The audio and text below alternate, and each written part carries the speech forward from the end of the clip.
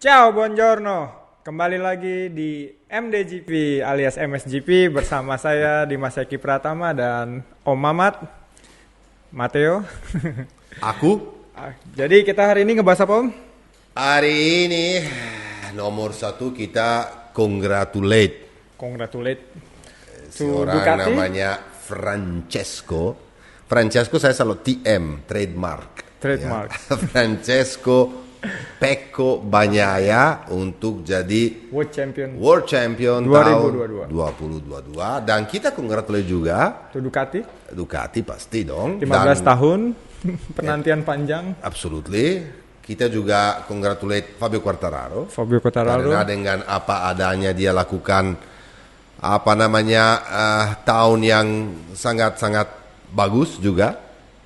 Never give up. Never give up. Meskipun dia ada kesalahan juga. Selain Yamaha nggak sempurna, tapi dia di babak kedua tahun 2022 ini bikin kesalahan sedikit terlalu banyak sampai dapat 4-0 juga ya. 0 points. Dia terbalik season bisa dibilang dari Pecco Bagnaia, terbalik. Startnya bagus banget, selesainya jelek banget. Sama kayak Alex Espargaro dengan Aprilia. Startnya luar biasa, Bagus, ya. akhirnya Karena ada mendingan terbalik. Karena saya lihat beberapa di postingan di sosial media ada yang komparasi diagram Pecco dan Fabio. Jadi Fabio di sini, tapi pas di setengah seasonnya disusul sama Pecco.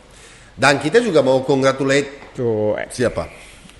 tim Gresini tim kita ya. Racing MotoGP Di MS with MS Glow for Men Federal Oil dan ridernya Enia Bastian ini yang dapat posisi ketiga di Jadi General World Championship. Yes, dia kemarin dapat medal ya. Ya, dapat medal. Karena kalau selesai urutan 3 di Top 3 top 3 itu Pasti bagus akan. gak menurut kamu Dimas? ya Mimpi dengan itu ya.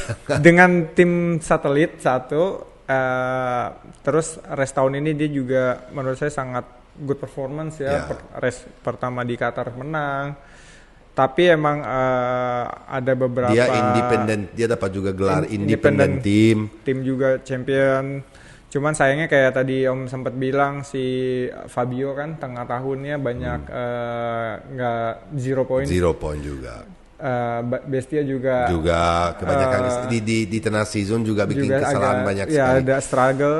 Tapi overall buat paket motornya dan timnya Bestia sih itu luar biasa banget karena dia fighting sama tim factory semua kan. Dan kita juga harus senang untuk ini Suomi Indonesia, karena banyak orang juga tulis di Instagram saya, Suomi itu helm Italia, bukan. Suomi itu punya Suomi juga KYT.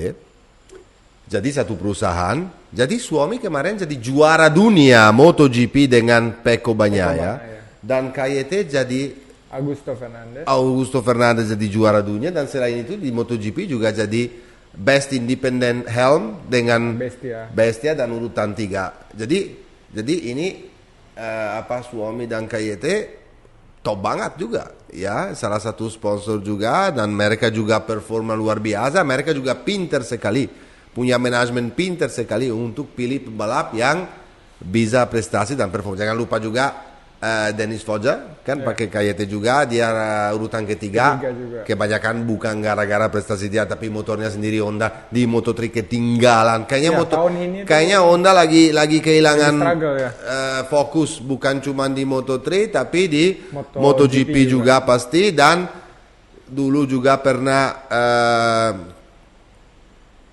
jadi main engine di Moto2 sempat hilang juga, diganti sama Triumph. Jadi ini adalah periode yang sangat struggle untuk sebuah brand yang dari zaman dulu banget selalu berdominasi dunia balapan. Oke? Tapi kita sekarang, aku mau start sebelum bicara race-nya, karena nanti saya akan puji juga habis-habisan seorang namanya Alex Rins. Ya, tapi nanti aja, karena kita harus hormatin dulu ya the new king, World Champion. Saya mau juga bicara sedikit tentang Pecco. Mau bicara flashback sedikit. Saya mau, karena pasti orang di rumah ekspektasi kan banyak dari kita ini ya kan. Kalau kamu jadi juara Dimas, juara race saja kamu kan pernah jadi juara race ya, jadi kamu tahu rasanya kayak apa. Kamu pernah juga naik podium aja di CEF Moto2 seperti kamu lakukan itu kayak juara dunia rasanya. Sesuatu banget. Coba bayangin aja bisa jadi juara dunia. Oke lah kalau Moto3, Moto2 udah luar biasa, tapi kalau jadi juara dunia MotoGP kamu berarti udah di top of the line, di atas langit kan. Jadi apa yang saya mau bicara sebetulnya? Aku mau start ini penting sekali semua data ini. Pecco Bagnaia ini jadi kombinasi kan antara pembalap Italia sama motor Italia. Pecco Bagnaia orang dari Chiavasso adalah kampung dekat Turin, oke? Dan orang Italia asli di atas motor Italia asli. Yang pernah terjadi itu dulu, itu 50 tahun yang lalu. Agostini. Dengan Giacomo Agostini di atas MV Agusta. Ya Ana, MV Agusta. Ya, di tahun 1972. Tapi ada bedanya. Oke lah, kita nggak bisa banding Pecco Bagnaia with the King. Ya, karena mau tak nggak mau Giacomo Agostini jadi 15 kali juara dunia. Kalau Pecco baru 2 kali kan, 2018 di Moto2 dan MotoGP 2022. Nah, ya benar kan? Nggak kita mau. Tapi kita harus banding hasil ini. Karena selama 50 tahun combo itu nggak pernah terjadi. Pernah Valentino Rossi usahakan pindah dari Yamaha kepada Rossi, kepada Ducati dan gantiin ke Stoner yang pergi ke Honda waktu itu. Tapi dalam 2 tahun itu bisa dibilang sangat belum perfect, sangat nightmare. Paketnya ya, belum perfect. Mimpi buruk waktu itu ya, jadinya nggak bisa berhasil. Dan bandingnya juga berbeda. Kenapa? Karena Giacomo Agostini tahun 1972 umur udah 30 tahun. Dia langsung debut dengan Agusta dan langsung menang race pertama di Nürburgring. Ya, jadi ya itu adalah dan bertahun itu berdominasi dengan 11 kali menang. Bayangin aja. Jadi ceritanya beda sekali. Dari awal udah tahu banget bahwa kombinasi antara seorang Giacomo Agostini dan MV Agusta pasti eksplosif dan langsung ini. Kita juga sebetulnya in some way tahun ini berespektasi bahwa dari awal Pecco Bagnaia berdominasi dan bisa jadi juara dunia karena tahun sebelumnya aja kan akhir season bisa udah jadi runner up dan dia bisa bagus banget. Tapi nggak begitu. Apa yang terjadi? Terjadinya itu adalah sesuatu yang sangat beda dari ekspektasi orang. Langsung waktu di Doha langsung race pertama di mana Pecco Bagnaia nggak bisa dapat feeling yang seperti tahun sebelumnya. Betul. Karena kan ganti motor, motornya baru, inovasinya banyak sekali. Factory banyak baru dan dia nggak bisa perform, dia malah jatuh. Ingat gak race pertama di Doha dia jatuh dan dia juga tabrakin Jorge Martin dan jatuh sama Jorge Martin. Jadi startnya dari tahun 2022 ini buruk banget, apalagi awal season. Dia tuh banyak sekali kesalahan dan malah waktu di Sachsenring sempat dia di bawah 91 nilai, jauh sekali dari Fabio Quartararo di mana awal season meskipun ekspektasi itu lebih buruk karena dia start dengan motornya yang sebetulnya nggak selevel Ducati, tapi dia performa luar biasa dan dia bisa leading sampai punya 91 poin. Coba bayangin aja kalau kamu pembalap, kamu tahu, nanti aku tanya, kamu pembalap, kamu itu favoritnya, semuanya ekspektasi tinggi sekali karena kamu di tim paling bagus di MotoGP, di atas motor yang paling kencang di MotoGP, tapi di Sachsenring itu, di pertengahan season, itu kamu udah ditinggal 91 nilai. Oleh satu orang namanya Fabio Quartararo yang tahun sebelumnya udah jadi juara dunia.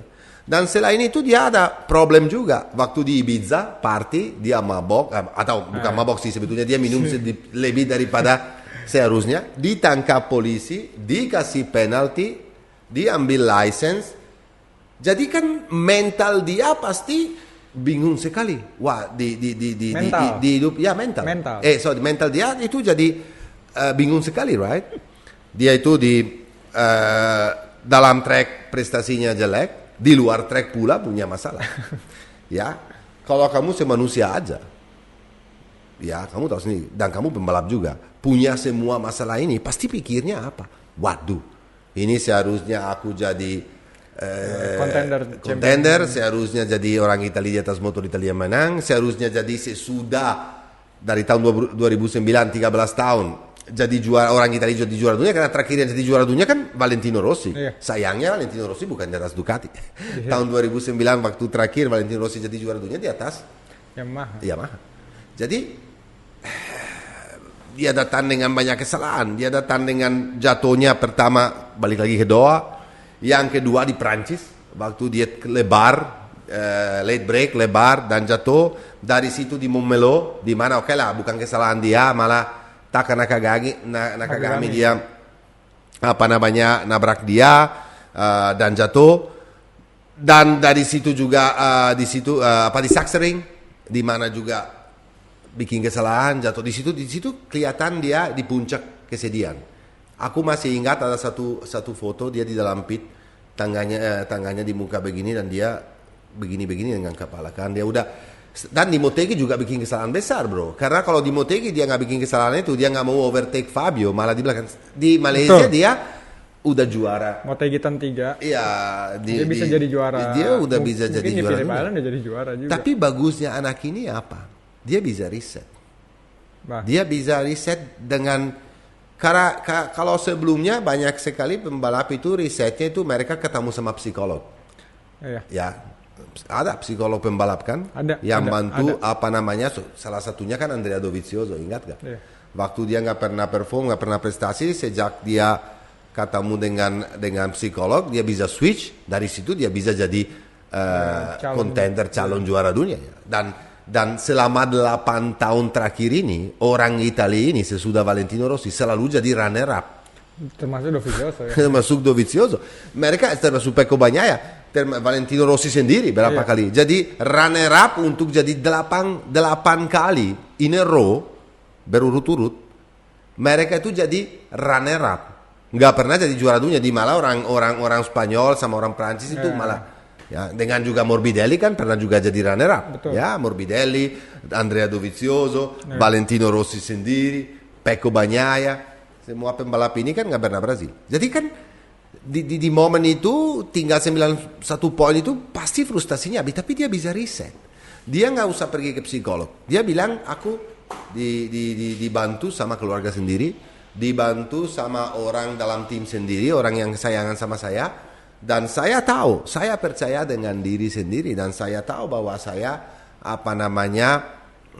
bisa lupain semua ini dan fokus race by race. Dan dengan mental itu, dia dengan bisa dominan. Cara itu, dia udah mulai karena menang. Pas kemarin lihat beberapa race kan, setelah dia reset, itu kan dia podium pertama 4 in a row atau. Ya, 4 in a row dia. 4 in a row. Terus kalau dikomparasi sama Fabio, dia jarang di awal season tuh dia jarang finish. Tapi di tengah season tuh kalau sekalinya finish lalu ke satu. Benar. Dan atau dia kan sebelumnya jatuh atau menang, ya jatuh atau podium. Betul, jatuh atau podium. Jadi reset ini tuh penting sekali, dan reset ini bener. Race by race, apalagi waktu dia menang 4 race berturut-turut. Kasih dia confidence dan kasih kepada Fabio pressure. Full pressure. Karena dari gap yang tadi di Sachsenring 91 terus bisa mendekat dan akhirnya bisa ngelewatin, itu kan benar-benar full pressure. Akhirnya Fabio jatuh kan. Full di aset pertama kali. Itu kesalahan paling besar.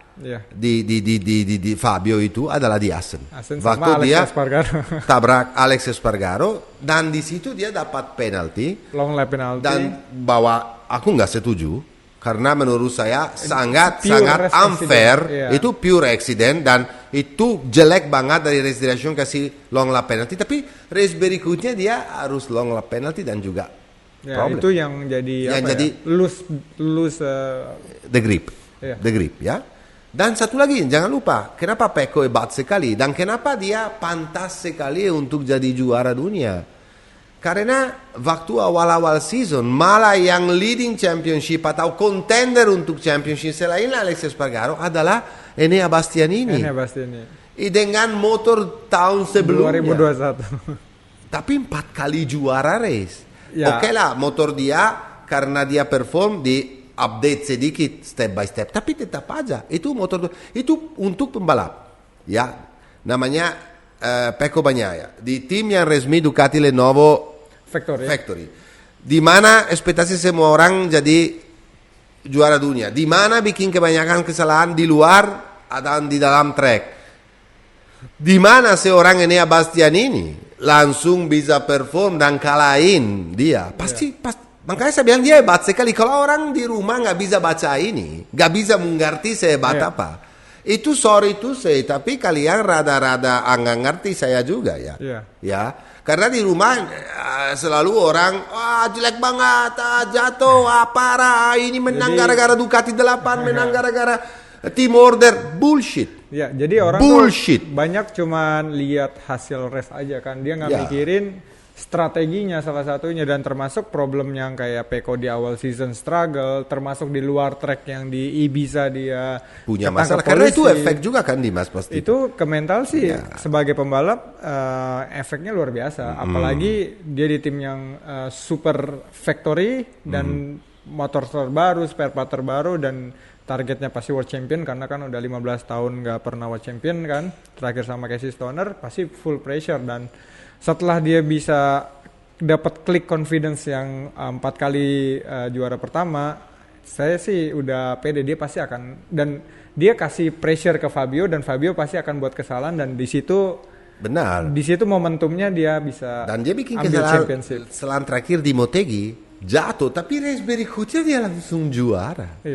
Iya kan? Karena kan abis Motegi Phillip Allen. Iya. Fabio jatuh. Iya. Jadi juara apa namanya podium maksudnya ya. Jadi kesulitan ini harus dibaca dulu ya. Dong kenapa saya hari ini mau bicara soal ini supaya orang di rumah, dan jangan lupa dia itu 7 kali juara race tahun ini. Sementara kan Fabio cuma 3 kali. Sementara kan apa namanya Enea Bastianini 4 kali.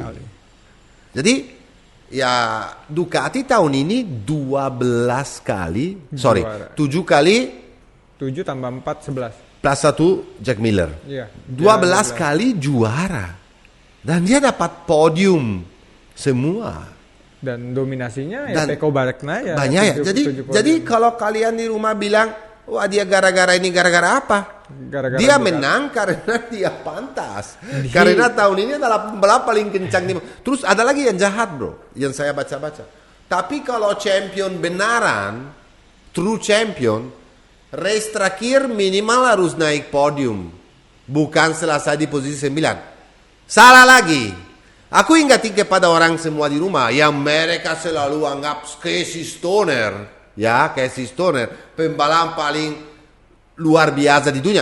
Bahwa saya setuju sekali bahwa Casey Stoner itu luar biasa, sama seperti Valentino Rossi luar biasa, sama seperti Marc Marquez luar biasa, karena mereka legend semua. Tapi di race terakhir tahun 2007, waktu dia jadi juara dunia dengan Ducati, dia selesai di posisi nomor 8. Iya karena Kenapa? Kamu kasih tahu kenapa sama mereka? Kenapa Valentino Rossi kemarin datang di race terakhir? Karena Valentino Rossi mau support mentalitinya si Pecco sebagai kayak godfather-nya tim VR46, supaya ya kan Rossi kasih komen kan di Sky segala macem, dia bilang ya sekarang Pecco pikirin gak harus menang, yang penting dia dapat championnya. Ya, benar. Dia harus smart. Ya. Dia nggak boleh egonya untuk podium. Ya. Walaupun dia bisa. Tapi tahu nggak kuncinya? Race kemarin kuncinya apa? Fightnya lawan Fabio awal-awalnya. Iya. Sampai dia kehilangan winglet.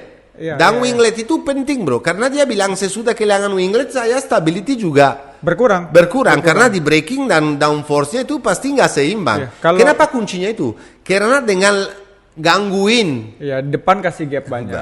Karena itu pembalap yang bicara ini ya. Karena kan kalau teman-teman lihat kemarin Jack Miller kan sempat karena Fabio ngelebar, Jack Miller overtake di turn 2, terus si Pecco masuk akhirnya kena sedikit touching.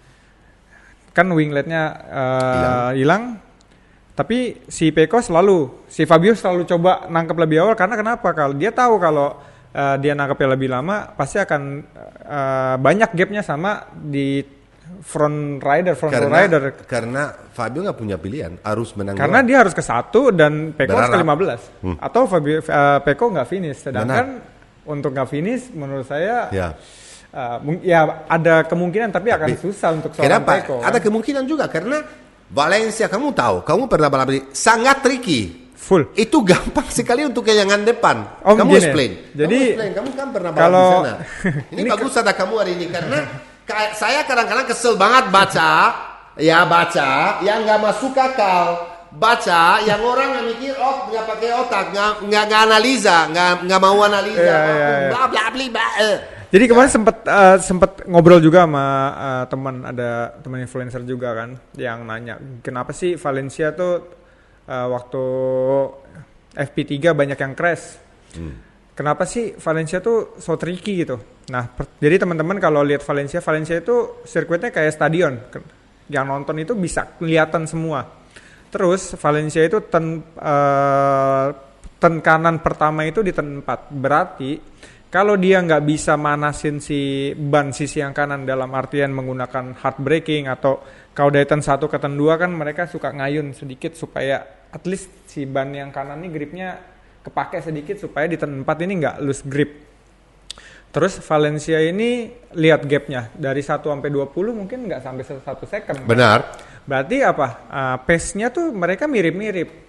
Nah, kenapa kemarin si Ducati atau misalnya si Jack Miller paksa untuk overtake dan dia harus ke depan duluan supaya si Pecco ini bisa overtake si Fabio untuk ganggu mental race-nya dia juga, untuk bikin gap juga Fabio supaya nggak dapat ke depan karena tracknya sebenarnya kalau Valencia itu kan nggak terlalu banyak track lurus kadang sebenarnya banyak corneringnya, terus low speed corner yang mana Yamaha karakteristiknya pas banget nih di Valencia. Nah, pasti. Jadi makanya Suzuki menang. Iya, benar. 4-cylinder online similar kan.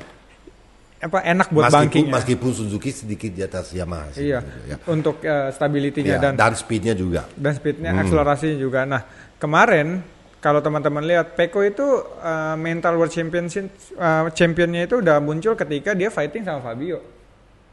Karena kenapa? Kalau dia cuman mau pikirnya santai, ya udah Fabio pas aja. Saya nggak mau ambil resiko untuk crash, dia kasih leading aja, kasih dilewatin aja, ya udah dia stay aja. Yang penting top 10 tetap champion. Tapi dia tetap coba berapa lap, 5-6 lap untuk fighting sama Fabio supaya Fabio juga kena mentalnya lagi fighting sama Pecco. Ini Fabio juga di satu sisi menurut saya Fabio juga agak sedikit harus main touching, maksudnya ya kayak supaya Pecco lose point kan. Ya benar. Tapi Pecco juga nggak agresif. Pecco juga agresif, maksudnya dia juga mau nunjukin kalau saya itu layak untuk jadi champion 2022. Benar. Nah itu salah satu kenapa si Valentino Rossi itu datang ke sana, karena itu yang nguatin mentalnya Pecco Bagnaia. Benar sekali. Dan karena ada sosok Valentino Rossi nggak pernah datang kan, Om? Ya, benar, nggak pernah datang. Nah, kenapa di Valencia datang? Karena dia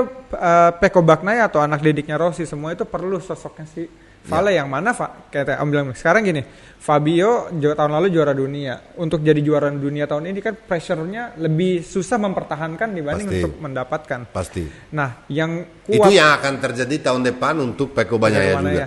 Nah, rider-rider yang udah pernah punya experience ini seperti Agostini, Valentino Rossi yang bisa jadi juara dunia berturut-turut dan Marc Marquez itu mentalnya luar biasa karena dia bisa mempertahanin. Nah, tahun depan ini jadi ujian terberat buat Pecco Bagnaia karena Bastian ini juga masuk ke tim factory dan Fabio dengan tim factory-nya juga akan improve yang pastinya lebih banyak dan Marquez sekarang udah mulai 100% fit yang mana kan race berikutnya juga dia performnya juga bagus. Ya bagus banget. Nanti kita bicara soal dia performnya bagus banget, tapi motornya yang kurang. Betul. Dan tahu nggak Dimas sebetulnya yang kelebihan lagi dan bicara sedikit lagi sama Pecco itu awal-awal karir dia hampir hilang, hampir nggak jadi apapun. Tahu nggak kenapa? 2013 waktu dia debut di Moto3 Dia selesai championship dengan point zero, nggak pernah dapat poin. Dia pakai Mahindra. Iya, pakai Mahindra. Tapi dia itu dari awal Mahindra tahun berikutnya. Awalnya tuh Mahindra awalnya tapi nggak dapat poin. Iya, tahun berikutnya dia podium. Dia tahun berikut makanya dia itu awal-awalnya nggak bagus ya, meskipun dapat motornya jelek banget karena Mahindra nggak paling pelan. Paling pelan. Tapi aku kasih poin Mahindra. Apa yang ngajarin Mahindra kepada dia, kepada Bezzecchi, never give up, kepada Miguel Oliveira, ya kepada Binder. Ya. Apa itu dia kasih? Dia kasih pelajaran kepada Pecco dan pembalap semuanya hebat ini sekarang yang ada di MotoGP untuk never give up dan dorong lebih daripada seharusnya. Makanya mereka sangat kencang dan fast semuanya ini. Marco Bezzecchi juga loh, jangan salah, dia dari Mahindra juga. Brad Binder kan saya bilang. Brad Binder, Oliveira. Ya. Jadi semua pembalap ini adalah pembalap never give up. Ya. Keluar dari Mahindra tahun berikutnya dan gini. Awal-awalnya waktu masih kecil dipilih malah oleh Emilio Zamora loh, Alzamora ya di Mulao. Dia punya kan sekolah racing team Mulao Jadi, School. Mulao ini sedikit dong. Mulao ini salah satu foundernya itu tim Stylobike tuh ownernya Valeriano. Termasuk Emilio Zamora yang punya. Jadi dari situ dia itu dan abis 2013 gak dapat poin sama sekali, dia ambil sama VR46 Racing Academy. Di situ di Pecco dibangunin karena mereka percaya, karena Uco sendiri dulu sebetulnya tahu nggak guys, bukan Valentino Rossi yang pilih, ya pasti under Valentino Rossi, tapi yang lihat pertama kali Pecco Bagnaia itu adalah Uco. Dan Uco itu pernah, dia cerita sendiri kemarin, saya pernah dengar wawancara, dia pernah pergi lihat Pecco dan bilang, kamu tahu nggak kenapa nggak pernah menang? Karena kamu kurang nikmati. Senyum dong, coba senyum dan nikmati. Nanti pasti ini benar banget. Benar. Kayak saya pernah dapat masukan dari, saya lupa siapa. Kayaknya Om juga pernah ngasih tahu juga. Jadi ketika kita tegang, nggak enjoy, kita tuh nggak bisa maksimalin potensi yang ada di motor dan potensi diri sendiri. Benar. Jadi senyum itu perlu, dan senyum itu kan ibadah buat orang Indonesia. Dan itu dari situ, dari VR46 di Mahindra dia perform luar biasa, dia bisa menang race. Dan Batu tahu nggak? Itu ada janjian dari Mahindra. Kalau kamu, Mahindra kan adalah perusahaan dari India ya. India. Kalau kamu bisa, jadi kita ngomongnya palanya harus ini. Kalau kamu mau menang race, kalau kamu akan menang race dengan motor kita kasih motor. Ingat nggak? Dan dia waktu itu karena dapat, dia tuh bawa pulang itu motornya. Di situ adalah sekolah besar dari Pecco. Seorang yang kelihatannya tahun 2013 jelek sekali, kiamat, tapi dia bisa balik lagi habis Mahindra dengan VR46 Racing Team langsung di Moto2, tahun 2017 dia bagus banget, tapi belum tahun 2018 dia bisa jadi juara dunia. Lawan siapa bro? Kamu masih ingat nggak ada siapa? Ada Oliveira, ada Brad Binder, ada apa namanya? Alex Rins ya? Bukan, Alex udah naik. Ada Rins, ada Joan Mir, ada Joan Mir di kan. Mark VDS. Ya, jadi tapi tadi balik sedikit tadi sekolahnya Mahindra itu yang bikin Pecco tahun ini bisa ngeriset dari down jadi champion. Ada Jorge Martin, Brad Binder, Miguel, aku tulis di sini. Ada Jorge Martin, Brad Binder, Jorge Martin, ingat nggak? Karena aku lupa. Ada Jorge Martin, Brad Binder, Miguel Oliveira, Marco Bezzecchi. Ya, itu bukan main ya. Jadi sekarang semuanya di MotoGP kelas semua. Iya, dan jadi Pecco Bagnaia 2 kali juara dunia. Lawan orang hebat-hebat. Tapi ada tapinya bro. Seperti saya selalu bilang, aku akan mengukur kembali semua pembalap ini tahun depannya. Waktu The King, Mr. Marc Marquez, 8 kali juara dunia, akan comeback full. Karena dia udah sehat sekarang. Sekarang udah, ya mungkin dia punya masalah berbeda, besar sekali masalah dia. Karena motornya Honda ini, bro, aku mau bicara sedikit tentang ini. Motornya ini jelek banget. Kemarin waktu ini lucu banget. Waktu kemarin di Valencia di weekend dia jatuh 3 kali totalnya. 2 kali di di free practice, 1 kali di race. Terus ditanya, kenapa? Dan dia ambil risiko besar sekali untuk selesai P2 di kualifikasi. Terus ditanya ya sama di wawancara, terus kenapa kamu jatuh? Oh, kalau saya nggak over the limit dengan motor ini, di mana suka Lose the front. Lose the front. Mana mungkin saya bisa berharap bisa jadi juara. Dan dia under pressure juga, tahu nggak bro? Dia dari tahun 2013 waktu dia pindah di MotoGP tidak pernah selesai satu tahun tanpa minimal menang satu race. Nggak pernah. Malah tahun lalu waktu dia cederanya dan rotasinya ya 30 derajat salah, tetap aja menang 3 race. Sansering salah satu ya. 3 race, 3 dia. Jadi tahun ini dia under pressure, dia mau menang, apalagi di Valencia. Valencia anti clockwise. Artinya apa? Belok di kiri. Kebanyakan tikungan di kiri. Pressure-nya di Ya, jadinya tapi dia di situ baru mengerti bahwa this bike cannot not enough. Even though dia kasih talenta sendiri, talenta dia kelihatan di situ. Kenapa Honda yang lain di mana, bro? Paul jatuh. Ya, aku sorry ya, aku mau bilang di sini, aku waktu di Malaysia, aku nggak mau tahu dari siapa, tapi salah satu orang dari LCR team, Honda LCR, dia itu kasih tahu sama saya, kenapa si Nakagami sama Alex Marquez nggak bisa perform sama sekali. Itu motornya jelek banget. Dan kalau Honda nggak benar-benar riset, nggak akan bisa kemana-mana. Dan jangan lupa, kalau kamu ketinggalan segitu jauh, bro, segitu jauh, untuk riset kembali, untuk jadi selevel itu lagi, nggak gampang ganti motor langsung, karena motornya itu punya masalah di mana? Speed di akselerasi karena spinning. Kalau spinning akselerasi top speed juga kalah. Kurang. Enter tikungan jelek, turning jelek, akselerasi jelek, mana nggak. Yang bagusnya cuma satu. Ridernya. Ya, Marc Marquez. Selain itu yang lainnya, jadi dewa. Iya. Seperti Marc Marquez saja nggak bisa menghandle motor yang benar-benar. Dia bilang kemarin, lucunya apa? Aku nggak usah lah dikasih 110% sempurna. Tapi dikit aja. Naikin aja dikit supaya saya bisa sedikit lebih dorong. Jadi kalau ngelihat case-nya banyak yang jatuh, itu kan kayak Marquez kemarin itu kan berarti depannya yang kurang bagus gitu kan Om. Karena di beberapa seri belakangan selama tahun ini kan kayak Paul jatuhnya juga lose the front, Alex Marquez sama lose the front, Nakagami juga banyak lose the front. Banyak sekali. Berarti semuanya. Kan dia perlu merubah kayak buat untuk geometri untuk stability braking-nya. Karena kan sekarang Ducati itu bisa fight lah dia sama bisa Yamaha dan Suzuki. Karena Ducati ini aku mau bicara soal Ducati karena bukan cuma Pecco yang juara dunia, dunia Ducati ya. Dia Ducati Engineering triple crown.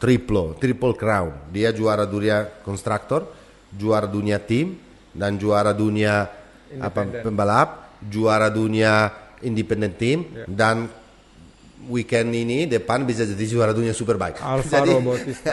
Jadi kita harus bicara sedikit tentang segrup orang yang jadi leader. Kalau dulu Honda leader, karena dia selalu adalah di depan, karena dia selalu bikin inovasi. Sekarang yang jadi leader untuk inovasi dan semuanya itu adalah Ducati.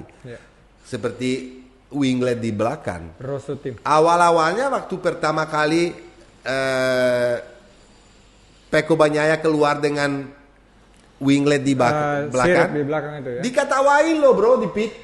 Aku tahu dikatawain sama Yamaha, sama Honda, sama semuanya dikatawain apaan sih. Sekarang semuanya pakai. Jadi sekarang semua ngopi. Ya, jadinya trendsetter. Iya.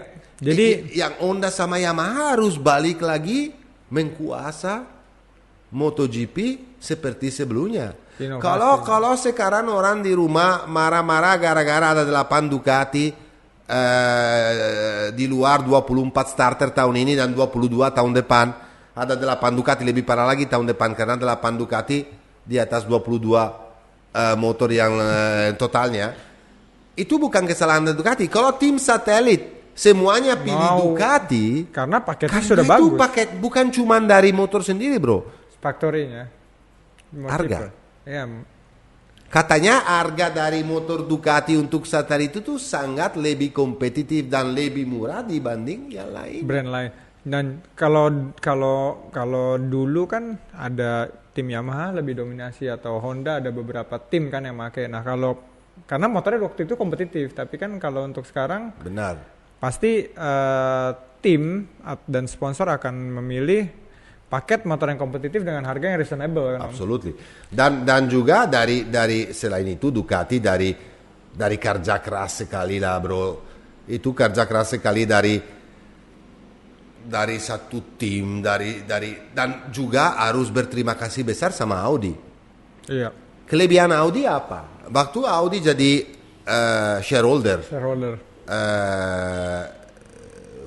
ya sama Ducati Italia. Kan Audi tahu sendiri, super power ya. Audi itu adalah dari Germany ya. Teknologi kamu tahu sendiri. Dari wind aerodynamic mereka itu pintar sekali. Ya. Dari pihak elektronik juga bagus banget. Mereka top banget. Waktu itu saya pernah bilang, waktu aku masih ingat sekali, waktu Audi join Ducati, aku bilang di sini adalah step yang penting di mana Ducati akan berubah 180 derajat dan dia akan jadi motor mimpi banyak orang. Saya pernah bilang ini zaman dulu banget dan benar. Waktu saya masih di Fox Sports, pernah saya bilang ini dan benar bro, dan benar sekali. Inovasi aerodinamiknya. Semuanya. Jadi harus berterima kasih juga Audi, berterima kasih dengan insinyur dalinya. Kita harus angkat topi bro. Ya itu harus angkat topi. Harus angkat topi besar-besarnya karena kalau nggak ada insinyur dalinya dan timnya yang luar biasa seperti reparto corse, direktur reparto corse Paolo Ciabatti, seperti juga Davide Tardozzi karena dia itu kan mantan pembalap. Kelihatan kan mereka kadang-kadang seperti party kemarin habis jadi juara dunia kan orang Italia kamu tahu sendiri. Ya. Kita itu adalah orang yang penuh dengan emosi. Sama seperti saya kalau ada di sini kadang-kadang penuh dengan emosi apalagi dengan netizen ya. Jadi penuh sekali dengan emosi. Tapi kenapa mereka itu bisa party yang luar biasa pasti pakai rambut palsu merah segala macam kelihatannya sedikit norak sebetulnya ya. Bukan bro, karena mereka itu ngerilis semua ya, mereka semua emosi, semua kerjaan keras itu di dalam dari 15 tahun 2007 waktu terakhir sama bisa jadi juara dunia dan kerjaan itu mereka tuh semuanya tuh pressure yang ada semuanya di dalam kemarin dirilis semua dan harus dimengertikan bukan Nura tapi memang ini adalah puncaknya. Enggak. Orang Italia menora. Ya. Jamnya aja strapnya warna hijau kan. Adalah puncaknya di mana mereka sebetulnya kemarin puncak gunung vulkano di mana kemarin pecah ya. Erupsi apa namanya bahasa Indonesia? Ya, erupsi. Jadi fire yang di dalam semuanya keluar sampai jadi kita harus juga mengerti hormatin inovasi teknologi kerja kerasnya. Dan fightnya bukan cuma di pihak motornya, wah teknologi luar biasa. Dan electronic side kamu tahu sendiri inovasinya. Yang start aplikasi untuk start itu supaya dia device itu. Dia banyak inovasi dari dan winglet, dari scoopnya, dari spunya di belakang roda belakang untuk Danilo Petrucci supaya bisa dapat tekan roda belakang. Dari all shot device bukan cuma belakang tapi depan juga tapi seharusnya gini kalau factory atau perusahaan yang lain mau lawan jangan lawan di dalam melarang lawan inovasi ya dia lawan stylenya ya sama kayak nanti aku mau bicara soal ini kan weekend depan kita ketemu lagi untuk bicara supaya Mandalika nanti ya World Superbike. Aku mau bicara soal masalah beratnya pembalap karena beratnya pembalap ini kan keluar aku mau Scott Redding ya kita nggak usah bicara sekarang karena I want to save it for nanti tapi saya mau cuma kasih satu ya kemarin Augusto Fernandez itu juara dunia Moto2 dan dia itu 9 kilo lebih berat dibanding Ayogura udah nanti kita bahas ini semua di race depannya. Dan seorang Dani Pedrosa paling genteng di dunia nggak pernah jadi juara dunia MotoGP dengan. Anyway, we discuss about this. Tapi tadi aku dari mana saya start kenapa tiba-tiba saya belok kepada beratnya. Karena inovasi Ducati kan. Inovasi Ducati ini kan banyak sekali dan semuanya copy paste. Jadinya jangan disabotage kalau ada inovasi. Karena kan insinyur-insinyur atau manusia kerja untuk selalu cari inovasi. Kalau kita step back, ya kita nggak akan kemana-mana. Saya setuju bahwa jangan sampai MotoGP jadi terlalu boring atau teknologi terlalu tinggi seperti Formula One itu. Saya setuju. Tetapi kalau inovasi ini bisa bantu semua untuk the show, karena sorry bro, kemarin waktu saya nonton free practice segala di dalam 1 second bisa ada 18 motor loh. Nah, itu berarti kan super kompetitif. Itu 18. Itu kayak race motor. Kemarin itu waktu Alex Rins menang. Alex Rins siapa namanya Jorge Martin, Brad Binder, Miguel Oliveira, Marquez sebelum jatuh, Jack Miller semuanya kan rapat banget. Jadi kita juga harus angkat topi sama kerja keras dari pihak Audi dan pihak orang Italia yang artis, karena orang Italia itu sebetulnya art. Italia di situ art. Kalau kita bikin mobil art seperti Ferrari, seperti Lamborghini, seperti Lamborghini, seperti Maserati, kan Alfa Romeo, atau di motor juga. Yang satu yang saya mau kasih tahu sama kamu di sini bahwa orang Spanyol sih sering banget juara dunia di mana-mana berdominasi, tapi mereka nggak akan bisa jadi juara dunia orang Spanyol di atas motor Spanyol. Jahat sekali, tajam sekali.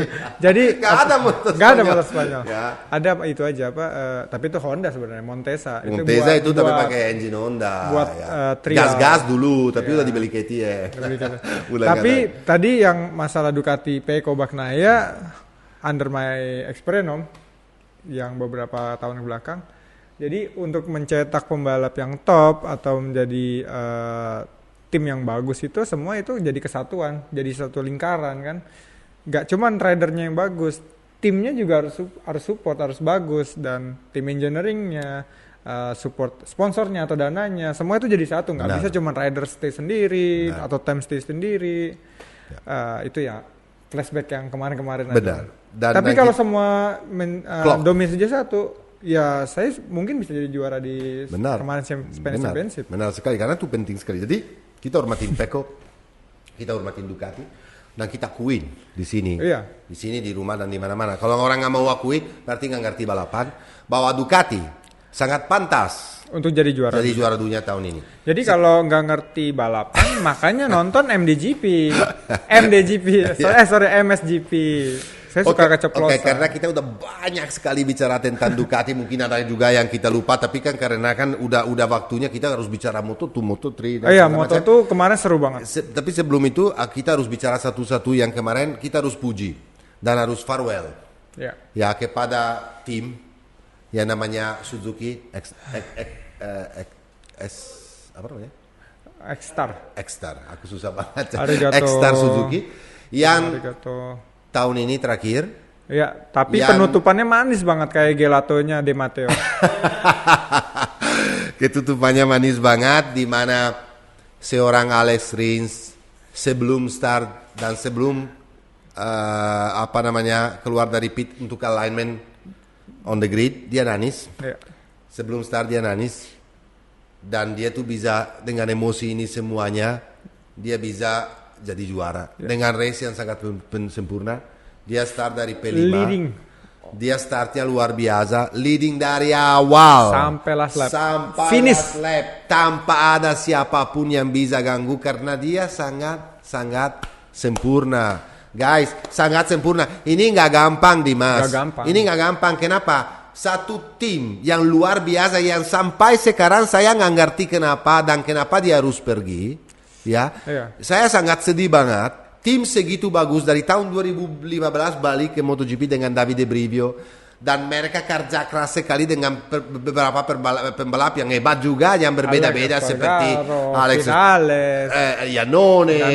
Ya, jadi Alex Rins dan terakhir Joan Mir, the best. Mereka jadi juara dunia tahun 2020.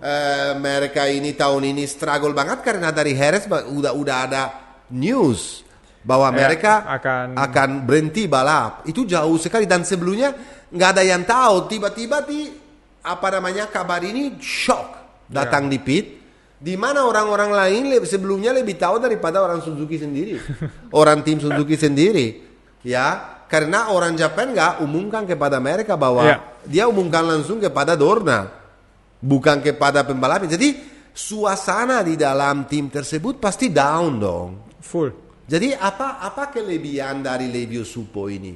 Kelebihan dari Livio Suppo ini adalah bisa transfer dan semangatin seluruh tim untuk berprestasi, untuk never give up. Never give up. Karena until kita last kalau memang race. tahun terakhir kita lakukan lebih daripada seharusnya untuk tunjukin kepada dunia bahwa Suzuki ini masih bisa juara.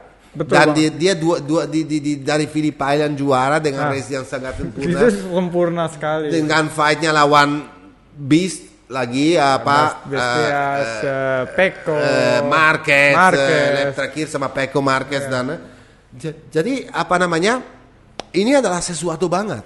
Ini adalah sesuatu banget. Dan selain ini tahu nggak bro, yang kabar buruk sekali adalah apa? Tahu nggak? Ada peraturan di Jepang bahwa kamu nggak boleh di salah satu perusahaan ada aset yang nggak dipakai, harus dibuang atau dihancurkan. Jadi semua motor Suzuki ini akan dihancurkan. Wah. Jadi mereka akan jadi dipres dan dibuang karena nggak boleh jadi aset untuk Suzuki. Makanya kemarin Alex Rins minta sama Suzuki, tolong dong kasih kepada saya motor terakhir ini di mana saya jadi juara di Valencia. Minta, belum tahu. Dan jarang terjadi ya, karena dia bukan jadi juara dunia tahu apa, tapi jarang sekali. Nggak tahu peraturannya gimana, kalau di Jepang boleh kasih atau gimana, tapi yang fakta, yang kabar paling kemarin bikin saya paling sedih adalah bahwa motor ini akan dihancurkan. Dan teknologi, kenapa harus dihancurkan juga? Dan nggak boleh dipakai, diambil ini. Kenapa? Karena di situ adalah rahasia dari Suzuki sendiri, adalah know-how dari Suzuki sendiri, adalah electronic development, semuanya dari Suzuki sendiri. Jadi rahasia sekali. Jadi ini adalah kabar yang timnya Suzuki udah pergi, motornya dihancurkan pula. Sesudah seorang Alex Rins menang 2 race, satu di Phillip Island. Ini sesuatu yang sangat-sangat. Dan yang saya benci juga dari manajemen, mereka rada sombong sedikit Suzuki ya. Kenapa? Karena dia sebetulnya kalau cari duit untuk balap sebetulnya bisa. Masalahnya Suzuki nggak mau ada sponsor. Iya, dia nggak mau ada dia sponsor, nggak mau ada main sponsor lain yang masuk di luar. Nggak mau. Kalau kamu perhatiin Extar itu kan oli dia punya sendiri. Iya, Suzuki. Oli Suzuki itu punya sendiri perusahaannya. Sama selain itu ada Suzuki doang. Udah. Nggak ada Repsol. Nggak ada Petronas siapapun bisa lo mau lah, apalagi winning bike seperti ini bro. Ini winning bike, winning team, the best inline bike. Makanya di MotoGP dibuang kayak begitu, dan karena mereka nggak mau punya dari dulu loh Suzuki dari dulu. Sebelumnya sih dulu pernah punya Lucky Strike. Tapi udah lama sekali ini, waktu sejak balik mereka udah bilang, dan mereka udah bikin statement bahwa mereka nggak mau support dari sponsor siapapun. Ya dengan semua masalah ini, kalau perusahaan Suzuki yang sekecil itu harus juga nggak terlalu besar ya, lebih besar dari Ducati, tapi nggak mau support dan punya masalah berbeda-beda di Eropa dan segala macam politik yang terjadi. Invite sponsor dong. Ya nggak mau punya sponsor ya. Di situ aku rada sedikit ada pahitnya, oke. Urutan nomor 2 Brad Binder bro. Super. Dia kalau dia punya sebetulnya KTM motornya bagus banget. Masalahnya KTM itu adalah di single lap, di kualifikasi dia nggak pernah bisa fast. Dia punya pace fast banget. Tapi dia kompetitif, konsisten. Dan di MotoGP sekarang bro, kalau kamu nggak start dari depan, ya itu susah sekali. Dan tapi dia kemarin luar biasa, extraordinary. Kalau ada satu lap lagi, meskipun nggak ada, dia bisa dijuara. Selesai di posisi nomor 2, Bibi top. Saya selalu bilang Bibi top, Bibi 33, ya. Lihat nih, 33. Bisa lihat nggak di kamera? 33. Nah, ini adalah the best, dan menurut saya dia calon juara dunia. Saya nggak tahu kalau motornya KTM bisa improve. Nanti kita, hari ini by the way ada. Kita nanti lihat tes nih karena udah mulai. Udah tadi mulai tes. 3.30 tadi udah mulai. Makanya nanti minggu depan Kita bahas. selain bahas Mandalika race, kamu ke sana nggak nanti? Jadi ini cuman info sedikit nih khusus buat MSGP. Saya tuh hampir balapan di Mandalika. Oh iya benar, kamu cerita.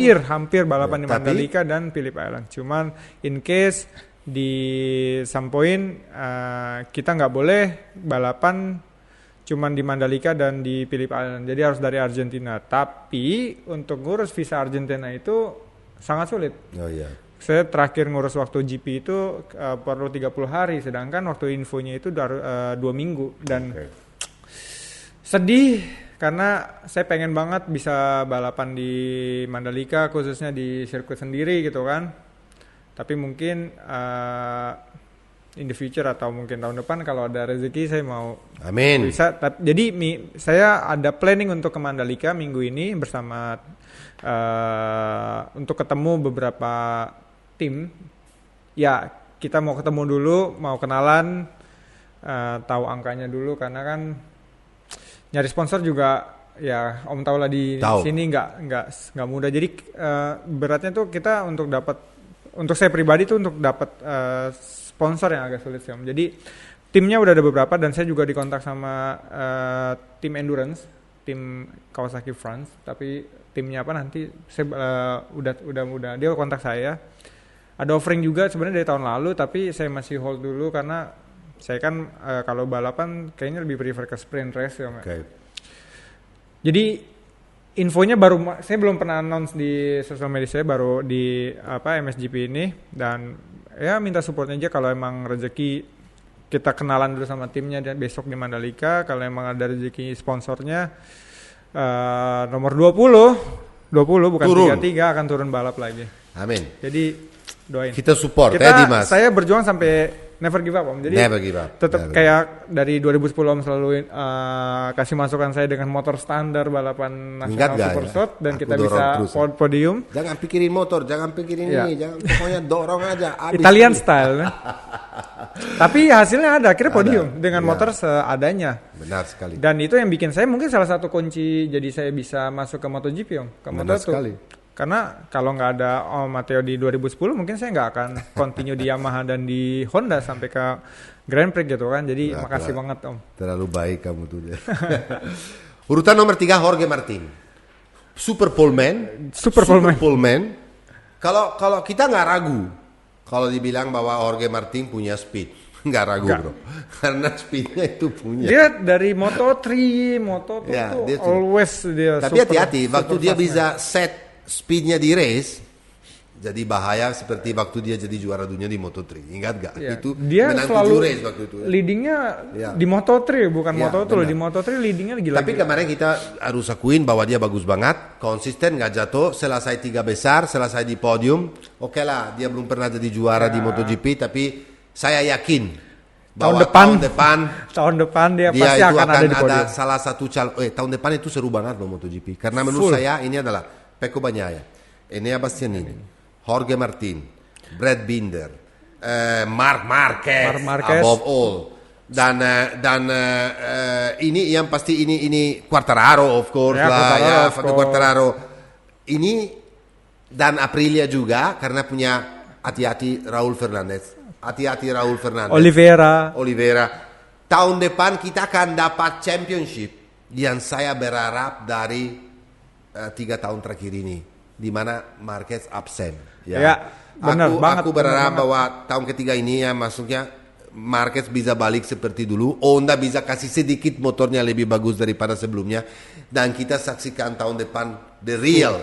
Dan jangan lupa Gresini Racing Team Alex Marquez masuk. Iya, Alex Marquez, makanya. Jadi pasti makanya aku mau tunggu hari ini. Dia senang banget. Saya udah lihat foto dia duduk pegang-pegang motornya. Kemarin saya juga lihat, saya kasih komen tuh gambar hati biru tuh gitu. Dia kemarin kasih komen. Ya, itu bagus banget. Waktu di wawancara dia bilang ini, aku siap-siap aku serius dengerin dulu kan dia pakai bahasa itu. Aku siap-siap tahun depan untuk kasih sen kanan kalau saya di lurusnya untuk overtake semua motor karena engine saya kencang sekali, jadi saya mau pasang sen kanan. Dan selain itu juga saya mau dadain kakak saya sendiri, kakak saya sendiri. Sampai Marcus juga bilang kurang ajar banget ini anak itu. Dan dia ekspektasi, saya yakin sekali bahwa dia bisa perform di atas Ducati Gresini karena jangan salah bro, dari V4 ke V4. Yeah. Tapi dari V4 yang sangat ini dalam situasinya sangat sulit karena punya front hand problem, kepada Ducati yang sempurna. Apalagi tim Gresini punya datanya Bestia, yang mana Bestia tahun ini performanya bagus banget. Ya, meskipun posturnya beda ya, karena Alex tinggi sekali. Tapi kecil. Tapi ya benar. Jadi urutan keempat Fabio Quartararo, kita hormatin sekali lagi Mr. Fabio karena dia gentleman banget. Tahu nggak, kemarin saya pernah nonton wawancara lagi. Ini pokoknya guys harus tahu lah, kalau ada weekend MotoGP, Matteo nggak pernah berdiri dari sofa. Selama tiga hari depan aku TV. tuh TV, Instagram, semua sosial media tentang MotoGP sampai saya hari Seninnya kepala saya udah mau meledak karena kalau saya mau update kalian juga dan dapat info banyak seperti ini, aku harus benar-benar kerja nih, namanya kerja. Dan aku mau ingat juga, saya mau berterima kasih karena tinggal dikit lagi untuk dapat 100.000 subscribers. Kita udah 99.000,9 sekian ya, Ana. Jadi sebentar lagi kita jadi 100.000. Dapat apa, Silver? Dapat saya. Jadi sama jangan lupa. Silver button. Jangan lupa nanti ada giveaway dari MS Glove. Meskipun kita maunya yang gold ya. Gold itu berapa? Sejuta. Tapi untuk channel kini ini kita bro ya, di mana kita exposure-nya juga nggak banyak karena kan ya aku udah dari tahun 2021 udah nggak di Fox Sport lagi ya, jadinya ya kalau dulu saya punya kesempatan untuk muncul, sekarang ini channel kita cuma dari hari Selasa ke hari Selasa, jadi lebih rada susah. Tapi saya berharap dengan kerja keras kita semua pasti ada hasil, selalu bisa dapat golden lebih button. banyak followers. Fabio Quartararo angkat topi. Ini saya mau bilang balik lagi. Kenapa aku kemarin apa yang saya lihat yang saya menarik sekali bro. Dia tuh gentleman. Dia top gentleman. Dia bilang ini kemarin. Dia waktu di wawancara, waktu di press conference sebelum race, antara dia sama Pecco, dia nggak pernah sekali pula ambil alasan bahwa motor dia jelek dan motor Pecco lebih kencang. Gak pernah bilang itu. Dia very gentleman. Dia bilang bahwa Pecco menang 7 kali. Pecco datang dari situasi yang jelek banget, di mana ditinggal 90 poin. Dia dan bisa comeback. Dia tuh comebacknya ini di historinya MotoGP gak pernah loh. Iya, baru pertama kali histori MotoGP orang ketinggalan 91 poin bisa jadi overtake dan jadi juara dunia. Itu pertama kali di history. Jadi angkat topi sama Fabio Quartararo. Is a true champion, is a real champion karena kemarin dia usahakan keras sekali untuk fight, untuk coba menang. Dia usahakan, dia tahu bahwa oke lah, dia bilang kita kerja ekstra keras untuk tahun depan. Dan motor Yamaha yang baru, hati-hati, super fast, super bagus kata. Waktu kemarin di Misano after race test kan dia tuh dapat top speed, dia dapat pecah rekor Misano. Lap record Misano. Handlingnya luar biasa. Dan kamu tahu nggak dari mana saya tahu bahwa motornya bagus sekali? Yang selesai keempat atau selalu di depan siapa? Franco Morbidelli. Yang kita tunggu semua karena ini anaknya punya speed, punya kelas tapi kehilangan arah sedikit. Dia harus nyobain Gelato De Matteo. Nomor 5 kita cepat ya, adalah Miguel Oliveira, top. Dia juga weekendnya luar biasa. Tahun depan pindah sama Aprilia di RNF Team dengan sponsor baru Crypto Data ya. Ini Razlan Razali dalam beberapa tahun ini ganti beberapa sponsor ya. 3 ya udah ya. Dari Petronas ke With You. Dovi siapa sponsornya? With You. Dari With You sekarang ke Crypto Data. Kelihatan bahwa kiamat susah banget tapi Crypto Data masuk, dan menurut saya mereka pintar sekali karena mereka punya formasi top banget dengan The Dokter Gigi, Miguel Oliveira dan Raul Fernandez. Dan saya yakin sekali bahwa mereka bisa prestasi dengan full support dari Aprilia bro, karena Aprilia kan full support. Betul. Dan kita bicara juga nanti terakhir ya, tentang Aprilia sedikit karena kita harus hormatin kerjanya yang luar biasa dari Aprilia. Nomor 6 Joan Mir punya technical problem kemarin. Ya, tetapi dia bisa tetap selesai di posisi nomor 6. Fight untuk Suzuki dapat 1.6 kemarin, top banget. Luca Marini belum dapat podium tapi kerja ekstra keras. Dia juga punya problem di engine kemarin, sampai temperaturnya engine waktu di race tinggi sekali dan dia takut banget yang harus ganti mapping dan turunin kecepatan karena itu. Tapi Luca udah ready juga. Wah, tahun depan gila bro, banyak sekali pembalap termasuk Bezzecchi start dari posisi 18 yang jatuhnya sampai motornya berapi-api, jatuh lagi sesudah itu, tapi selesai di posisi nomor 11, top banget. Nomor 8 Enea Bastianini dapat gelar Best Independent Team, suruh selesai di posisi 3, season yang luar biasa. Tahun depan kita lagi tunggu ini pindah merah. Tadi aku udah lihat dia jalan-jalan dengan bajunya merah, dia sombong banget. sampai naik di apa namanya di motorhome dia. Nomor 9 Francesco trademark TM Pecco Bagnaia, kita udah bicara panjang lebar. Nomor 10 Franco Morbidelli yang kemarin sebetulnya udah berapa race terakhir ini udah mulai comeback. Berharap dengan motor baru bisa perform. Berharap bisa comeback lagi. Terakhir bicara dengan Aprilia, kita angkat topi juga meskipun terakhir season mereka itu performance jelek banget. Tahun kemarin di race mereka dua-duanya motor punya masalah. Technical problem, harus retire, dia kalah nggak bisa jadi ketiga besar, nggak bisa jadi best independent team, bukan di Amerika factory team, nggak bisa jadi tiga besar. Tapi dan saya lihat Alex Espargaro sangat kecewa karena dia bilang kemarin, dia udah bilang gimana lagi ya aku bisa punya kesempatan seperti tahun ini. Salah. Jangan pikir kayak begitu. Kita selalu ingat hashtag never give up. Kalau kamu bisa lakukan tahun ini yang kamu lakukan tahun depan dengan pasti motor bisa. baru, katanya Aprilia baru tuh luar biasa, dengan support dari satu tim baru juga yang bisa share data dong. Apalagi ada Oliveira bisa Raul Fernandez. Dan dia punya speed karena Alex punya speed, masih bisa perform. Percaya aja meskipun kamu berumur atau segala macam, punya speed, kerja keras sekali, latihan keras sekali karena masih bisa perform. Oke? Sekarang yang bicara tentang Moto2 lo ya.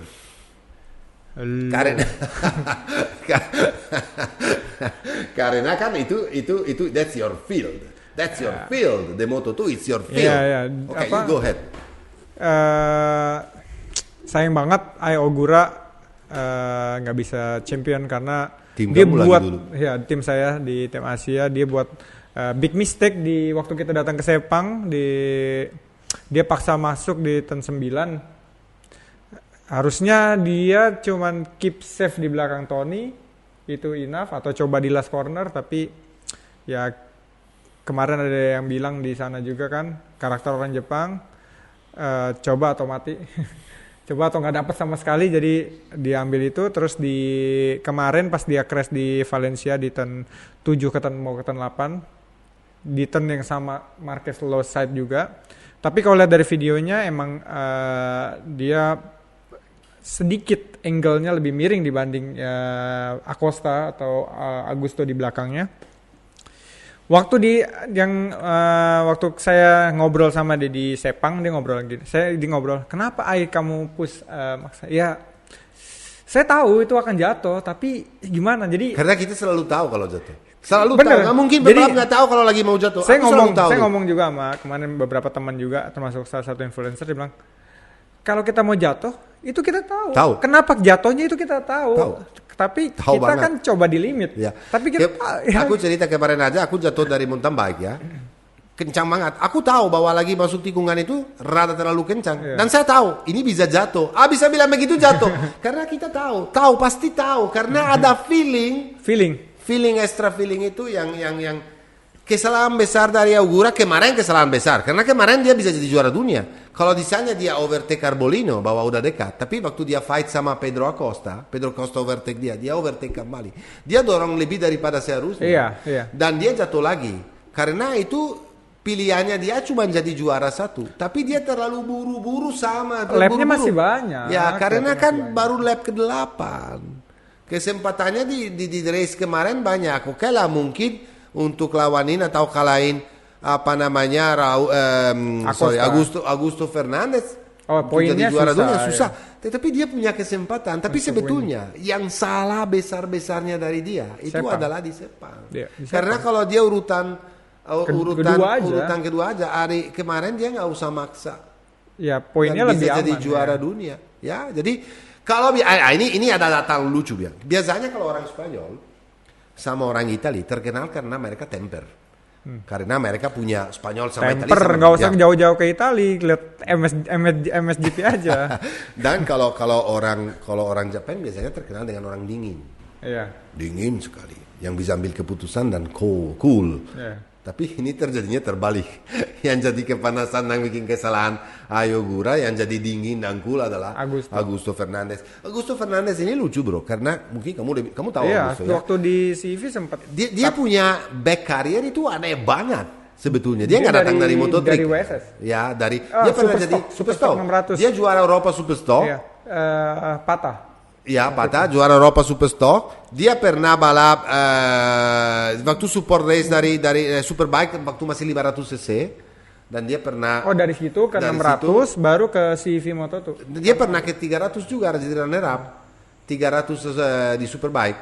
300 cc pernah jadi runner up, terus dia balik ke CEF, balik lah. Iya. Moto2 balik lagi ke CEF, Moto2 lagi. Tapi Om, di Eropa yang saya lihat itu tim manajemennya bagus. Ya benar. Jadi termasuk papanya selalu ngikut manajerin dia dari awal. Jadi dan dia dari sekolah yang penting loh, jangan lupa dari kecil sama Chico Lorenzo, right? Papanya Jorge Lorenzo, dia kan dari Mallorca juga. Dari Mallorca sama. Dari sekolah itu dia. Jadi orang Spanyol tuh kenapa bisa dapat tim atau dia bisa ngarahin si ridernya ini, manajerialnya itu bagus banget. Kenapa? Karena dia tuh nge-support untuk dia pindah. Jadi step up-nya kemana? Step-nya kemana? Waktu dia di CV itu dia sama isi race, dia pakai shooter, terus dia bisa ke speed up dulu. Ya. Terus dari situ dia baru moving ke Kalex, terus ke timnya Mark VDS, Pons dulu, terus Mark VDS. Terus sampai yang lucunya tahu nggak? Waktu Alex Marquez jadi juara dunia di Moto2. Kan ada muncul kan ini Augusto Fernandes yang pernah podium juga kan? Iya.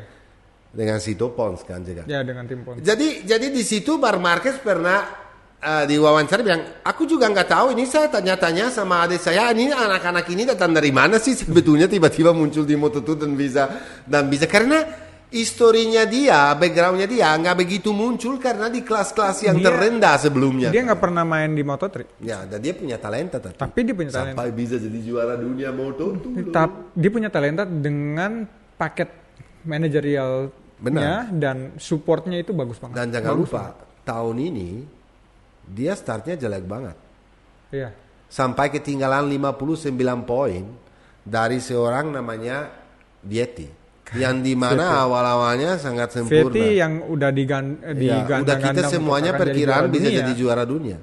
Tapi dia itu riset juga karena dia bilang aku jatuh sering awal-awalnya atau poinnya jelek. Tapi aku tahu, kata Augusto, saya punya speed karena saya waktu jatuh selalu di depan, selalu fighting untuk podium. Saya tahu saya tinggal riset sedikit, ini adalah champion. Dan saya babak kedua balik lagi dan bisa jadi juara dunia. Top banget. Dan tahun depan ini karir yang aneh banget ya. Sebetulnya biasanya kan orangnya dari Moto3 ke Moto2, Moto2. Jarang sekali ada seperti Petrucci misalnya dari Petrucci dari Superstock bisa ke MotoGP. Atau Bobier datang dari Yamaha. Morbi juga kan? Morbidelli juga. Morbidelli dari Moto2 tapi juara dunia Moto2. Tapi nggak pernah Supersport dulu. Supersport kan? dia Superstock European Champion juga sama juga. Jadi ini jarang, tapi kalau ada juga kesempatan untuk misalnya kalau ikutin kelas-kelas yang berbeda untuk apalagi CEF Moto2. CEF Moto2 itu bagus banget karena sering sekali pembalap seperti Alonso Lopez belok balik dari Moto2 balik lagi ke CEF terus balik lagi CEF dan jadi juara. Semuanya pembalap MotoGP itu adalah lulusan dari CEF atau yang namanya sekarang Junior GP. Yeah. Kenapa? Jadi ketika case kemarin saya bisa comeback ke sana tuh dengan harapan dapat support yang support seperti tim champion saya yakin kita bisa comeback lagi ke Grand Prix. Tapi yang bisa diambil Alonso itu kan dibuang dari timnya Max Biaggi karena si Adrian Fernandez masuk bawa uang.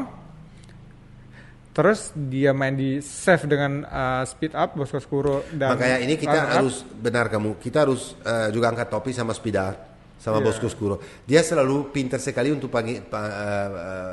pilih talenta atau cari talenta. Jangan lupa Quartararo yang jadi bikin Quartararo speed up bikin nama Quartararo tinggi lagi adalah speed up.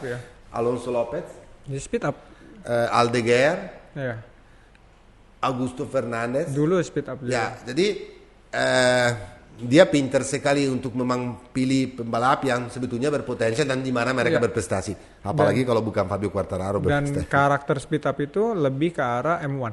Ya, benar. Dan karena cornering speednya kenceng, lebih kenceng dari Alex sedikit. Satu lagi bro, kita harus angkat topi sama Pedro Acosta. Ya. Karena dia itu rookie.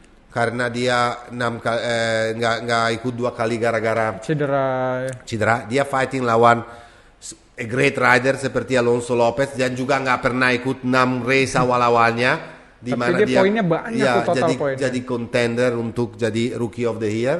Gara-gara kemarin jatuh juga di awal race paksa Pedro Acosta bisa jadi rookie of the year. Jadi kita siap-siap tahun depan bakalan kita angkat topi juga sama Aki Ajo karena double dia tahun lalu 1-2 di klasemen sementara dengan Remy Gardner juara dunia dan runner up Raul Fernandez. Tahun ini tetap dengan Augusto Fernandez juara dunia dan Pedro Acosta jadi rookie of the year. Dia Aki Ajo adalah 4 kali juara juga ya secara total karena 2 kali dengan Zarco. Ingat ya? 2016 sama 2015. Waktu masih Honda itu. 2015 sama 2016. Tapi tim Aki Ajo jadi juara dengan Zarco dan dengan Remy Gardner dan Augusto Fernandez. Jadi 4 kali juara di Moto2 berarti tim. Dulu sama itu Miguel Oliveira dia nggak jadi juara dunia. Brad Binder yang jadi Brad Binder ya benar. Sama Brad Binder juga. Brad Binder jadi juara dunia tapi masih KTM itu waktu itu. Masih KTM. Frame-nya sasis. Benar. Jadi pokoknya Brad Binder belum pernah jadi juara. Pas Brad Binder enggak. Brad Binder juara dunia di Moto3. Runner up juga ya. Itu yang itu runner up juga. Jadi Miguel Oliveira kan Brad Binder kan kalah sama Alex Marquez. Iya. Ingat gak? Karena awal-awalnya sama Oliveira tuh KTM punya masalah motor chassisnya belum. Sampai dia ganti total chassis di babak Alex lagi. Dia mereka itu baru ya. Jadi 4 kali juara jadi top banget, tim top. Kita berespektasi tahun depan di Moto2 luar biasa karena ada pembalap seperti kamu yang mention. Karena ada pembalap seperti calon juara dunia Ai Ogura, Pedro Acosta yang super great rider dan juga ada Alonso Lopez miss berapa race awal dan dia bisa nunjukin poin konsistensinya untuk berada di podium dan menang juga di beberapa race. Aaron Canet, buset man, Celestino Vietti, Tony Arbolino, juara dunia Moto3 tahun ini. Firmino Aldeguer jangan lupa karena dia bagus sebetulnya. Izan Guevara, Foggia dan Foggia juga yang naik dari Sergio Garcia juga. Waduh, ini tahun depan. Jadi MotoGP, Moto2 itu bakalan super rame banget. Makanya ya. Kalau Moto3 udah pasti rame lah. Pasti. Karena balapannya akan ngumpul terus. Kalau kita bicara Moto3 cepat-cepat, Izan Guevara balik lagi juara. Dia top banget ini orang, udah juara dunia 7 kali juara race. Dia berdominasi, dia punya speed, oke lah disupport oleh KTM yang motor yang fantastis, tapi yang lainnya punya. Dia itu juga fight sampai last corner dengan Denis Oncu yang calon juga jadi juara dunia karena kemarin dia race-nya top banget. Udah ada Kenan Sofoglu, mentornya, ada Toprak. Dia kan kelihatan bahwa mau perform. Dia memang perform kemarin karena urutan 2. Dia cuma satu-satunya yang bisa keep up. Dia bisa punya pace sama seperti yang lainnya kan ke laut semua. Walaupun di track lurusnya agak sedikit. Iya.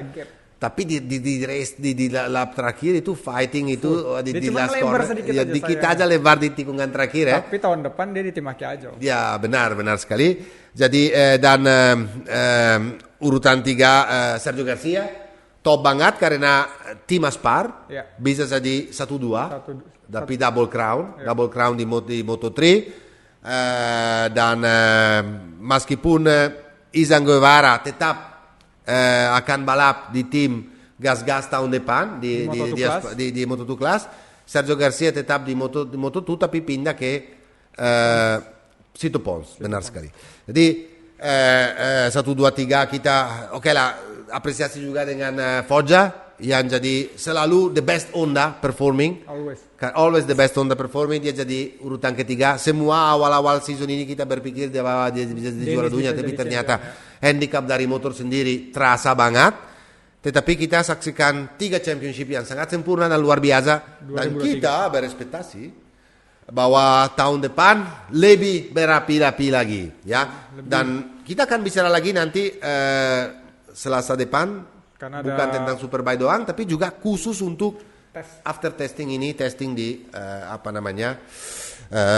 Valencia. Sekarang dan jangan lupa. Udah berapa lama ya ini ya? Lama banget. Jangan lupa Om, ada giveaway dari MS Glow for Men, dan caranya adalah tulis pendapat kalian tentang performa Gresini Racing Team di MotoGP di musim 2023 di kolom komen video ini. Jangan lupa subscribe juga, komen. Tim Gresini tahun depan akan seperti apa dengan rider barunya Alex Marquez dan Digia. Untuk kalian yang beruntung akan dapat 10 merchandise dari MS Glow for Men seperti ini yang kita pakai hari ini, MS Glow for Men, bajunya bertanda tangan Enea dan Digia. Syaratnya baca di kolom deskripsi, ikutin persyaratannya, lalu jangan lupa tulis pendapat kalian di kolom komen, dan good luck. Jadi kita hari ini selesai di Valencia dulu, selesai season MotoGP. Kita sekali lagi mau berapresiasi dan berterima kasih dengan sponsor MSGP, karena tanpa sponsor kita nggak bisa di sini. Nomor 1 adalah Federal Oil, yang aku bisa rekap sedikit, sangat senang saya kemarin dikasih kesempatan sama Federal Oil untuk jalan-jalan di Jepang. Saya enggak. Nanti tahun depan bro, untuk saksikan race yang luar biasa di Motegi, tracknya yang luar biasa, venue yang paling sempurna saya pernah lihat. Orang Jepang ini benar-benar fansnya juga semuanya top. Kita berterima kasih juga sama MS Glow for Men, karena dikasih kesempatan juga, kamu juga ada untuk jalan-jalan di Sepang, di mana bro Juragan, Bas Gilang jadi sangat gentleman, full support, sangat baik, sangat full support. Ini adalah salah satu orang yang luar biasa, yang aku nggak pernah ketemu di hidup saya. Dia benar-benar gentleman bro. Aku nggak bilang ini karena kamu tahu saya. Aku nggak suka basa-basi, karena ya oke lah, dia sponsor saya, dia berhenti, dia bantu kita semua, tapi bukan gara-gara ini. Aku benar-benar lihat di orang ini adalah personalnya dari orang ini, sama istrinya juga. Aku lihat sesuatu yang benar-benar nggak pernah dapat selama saya 30 tahun, karena nanti tanggal 22 Desember bro, meskipun saya nggak ada di Jakarta, tapi aku adalah ulang tahun saya khusus yang mau selebrasi 30 tahun ada di Jakarta, di Indonesia ya. Jadi di selama 30 tahun saya nggak pernah ketemu orang yang seperti Mas Gilang. Nah, really, benar. Bukan gara-gara semuanya. Dia lebih muda dari saya, tapi dia sangat karismatik dan sangat pinter. Dia sama Mbak Sandy, Mbak Sandy juga, istrinya juga top banget. Saya berterima kasih sama MS Glow for Men. Saya juga harus berterima kasih banget sama support dari Pak Henry, dari suami, dari KYT, meskipun saya pakai suami terus. Dan waktu jadi juara nasional juga pakai suami. Dan ini kita juga terima kasih sama Riding Style karena official merchandise untuk tim Gresini dan untuk kita juga. Dan yang kita pakai ini. Dan Dimas sendiri juga, dari topi, dari bajunya. Nanti semua. Kita untuk tahun depan kita mau minta Riding Style untuk bikin celana dalam juga ya bro. Celana dalam MSGP ya. Celana dalam MSGP lucu juga merchandising kita jual-jual di. Gambarnya gambar ini Matteo. Nah nggak ada. Ada tulisannya MSGP aja deh. Udahlah, jangan berayal-ayal kamu ya. Kasih nomor 33 gitu kan. Apakah saya lupa sponsor? tidak kan? Kayaknya udah semuanya. Berterima kasih. Berharap bahwa untuk tahun depan bisa dapat sponsor baru lagi. Amin. Karena kita udah mau 100.000 subscribers. Mudah-mudahan habis show ini, habis langsung episode naik ini kita langsung naik 100.000 dan semoga next episode Om Mateo bawa gelatonya supaya kita lebih happy lagi ya, yang datang di sini ya nggak? Boleh. Dan satu lagi Dimas, saya mau berterima kasih sama subscriber kita. Berterima kasih sama non-subscriber juga yang sering nonton tanpa subscribe. Saya berterima kasih juga. Saya mau berterima kasih dan mau minta maaf sama netizen kalau kadang-kadang saya berapi-api atau saya mungkin kurang sopan atau pernah sakitin hati kalian. Itali ya, tapi aku nggak ada rasa begitu ya, cuman gara-gara emosi. Minta maaf juga. Berterima kasih sama Indonesia, berterima kasih sama semua orang untuk terima kasih kasih kesempatan kita ya, supportnya. Oke. Jadi jangan lupa nonton, komen dan subscribe lagi buat yang baru nonton dan tungguin kita di minggu depan. Ciao.